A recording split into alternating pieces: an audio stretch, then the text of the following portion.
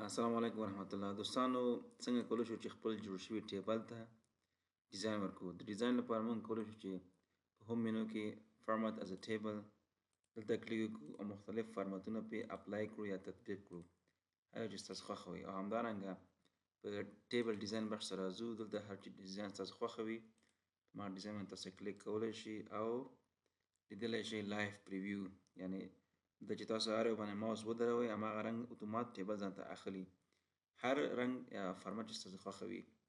همدارنګه موږ کولی شو دغه ټیبل یا جدول اوس که چېرې تاسو انزرټ ته لاړ شئ، دلته ټیبل دا کوم ساین چې دی دا ډیسیبل دی، یعنې تت دی اخیره دی، یعنې په دې باندې دا ټیبل جوړ شوی دی. موږ نشو کولی چې دوباره په دې باندې ټیبل جوړ کړو.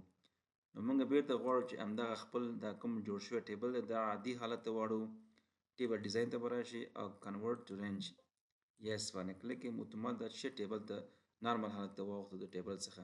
اوس که غواړئ بیرته بیا همدغه بیا ټیبل ته واړوئ، بیا ګوره د ټیبل علامت چې ده هغه بیرته موږ ته انیبل شو یا راښکاره شو. دغه دوستانو د ټیبل ډیزاینینګ او ټیبل تغییرات راوستل دي.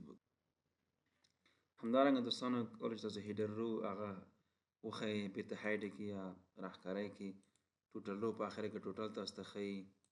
بینډ رو همدارنګه په فرست کالم ګوره دغه فرست کالم تاسو ته ښیي. لاست کالم تاسو دغه شو. بینډ کالمز دا کالمونه تاسو ته بینډ حالت ته راغی. فلټر بټن تاسو ته راښکاره شي راښکاره نه شي، دا په ډیزاینینګ بخش کې ده دوستانو.